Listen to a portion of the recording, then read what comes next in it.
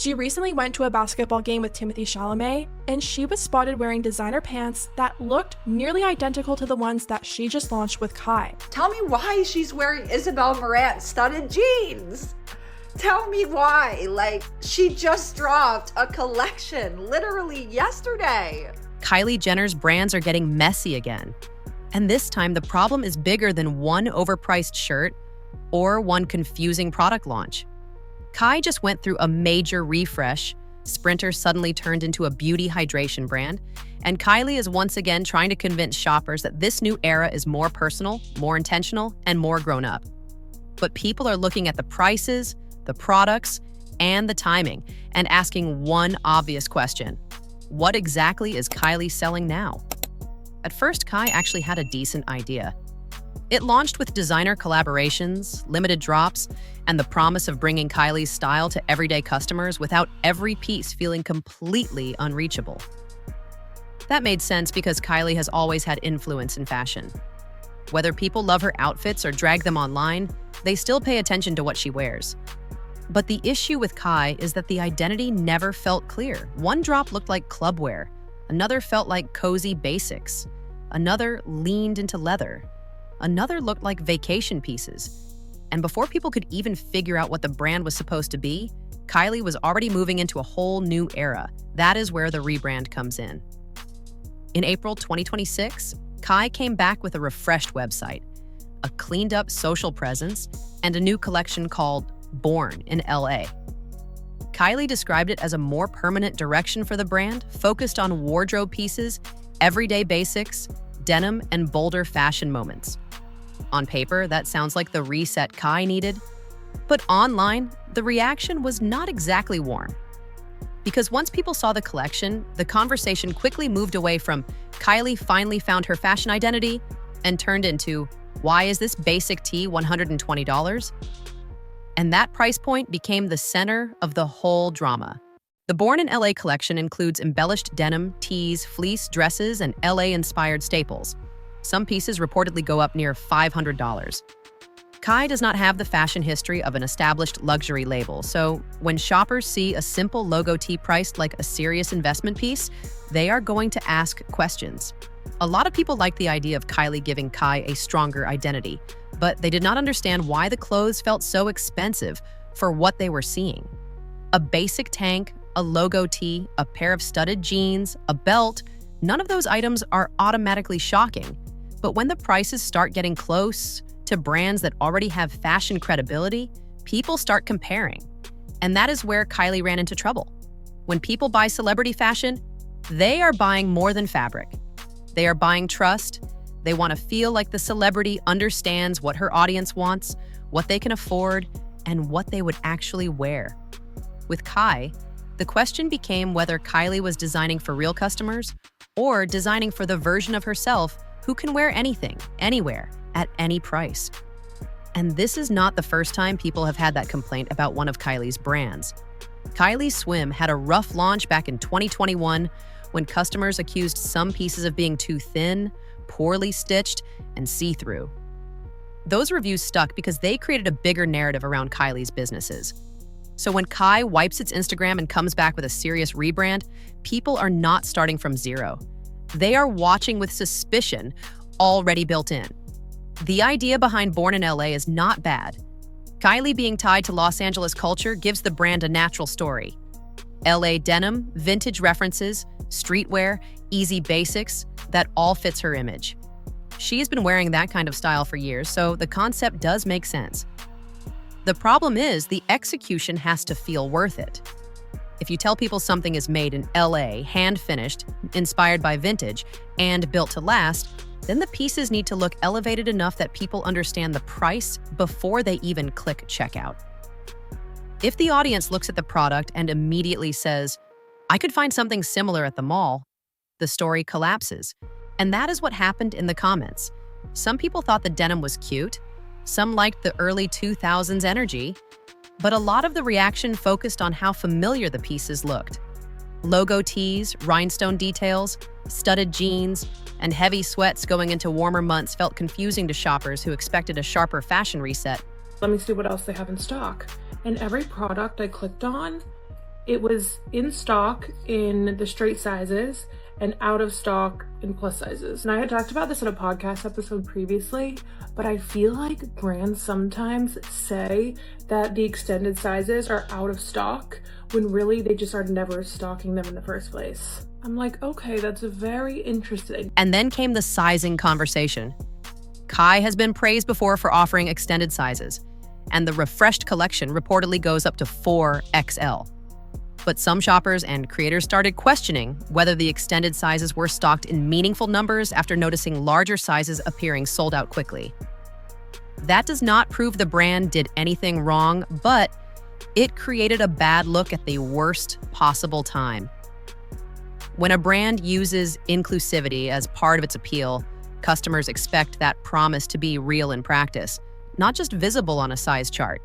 They've emailed like 3 times now in the last month asking for my size. I gave them my updated sizing. I'm a 3X. I'm assuming they're gonna have my size for whatever drop they're sending. So a package comes in the mail yesterday.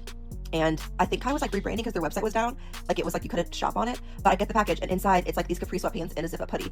And I'm like, wait, this is so cute. Then I check the sizing and it says extra large. I'm like, that's so weird. Why would they send me an extra large if they know that I'm a 3X, right?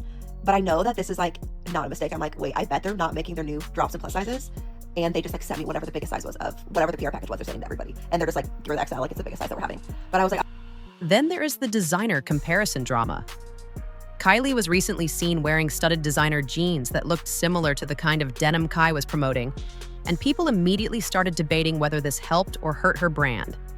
Some argue that Kylie wearing the designer version made the Khy version feel like a more accessible alternative. But others pointed out that if the Khy prices are close to established designer prices, then the accessible argument does not really work. A celebrity brand can be expensive. That is not automatically the problem.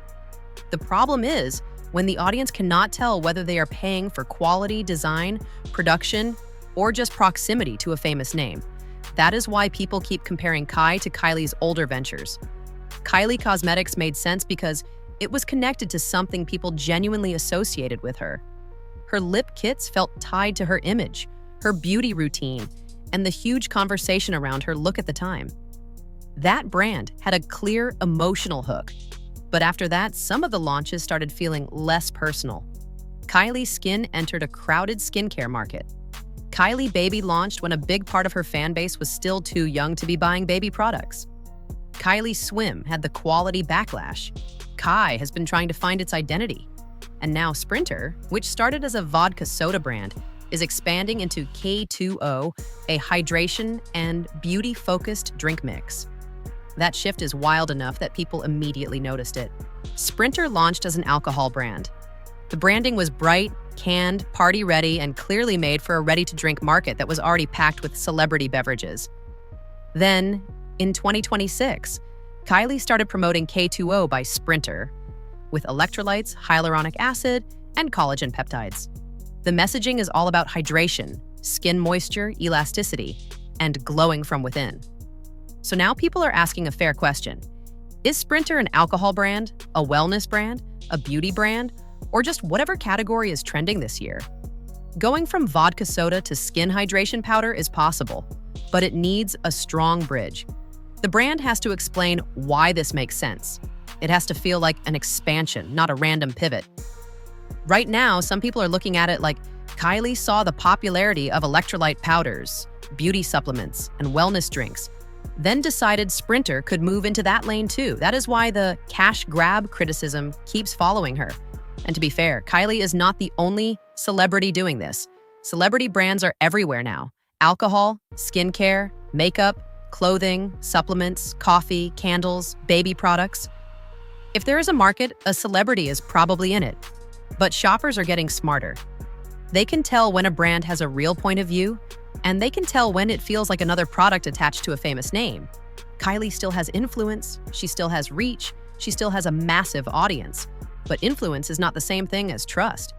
People might watch what Kylie wears, but that does not mean they will spend hundreds of dollars on a tee or jeans just because she posted it. People might be curious about K2O, but that does not mean they understand why it belongs under Sprinter.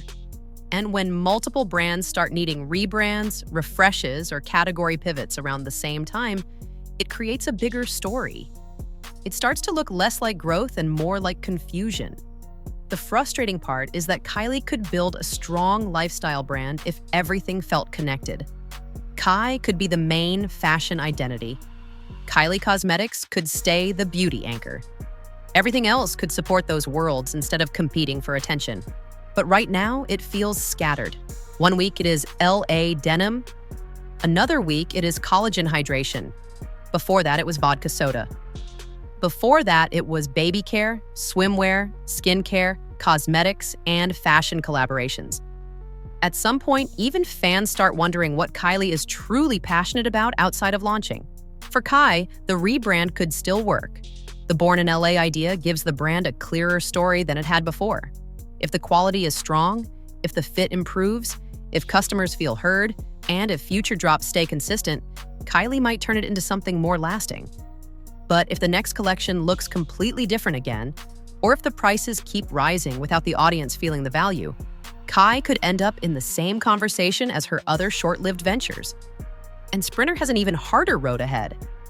Because K2O needs to prove that it is not just another celebrity wellness product chasing the hydration trend. It needs a reason to exist beyond Kylie holding a packet and saying it helps you glow. That might work for one launch week, but it does not build loyalty forever.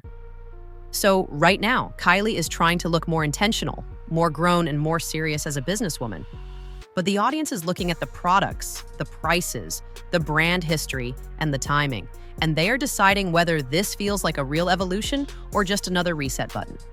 Because Kylie Jenner can still sell a moment. The question is whether she can build a brand people trust after the moment is over. What do you think? Is Kylie finally finding a stronger direction with Khy and K2O? Or does this feel like another messy celebrity rebrand that might fade once the hype dies down? Drop your thoughts below. And if you like celebrity business drama broken down without the fluff, make sure you subscribe to Hush Buzz for more.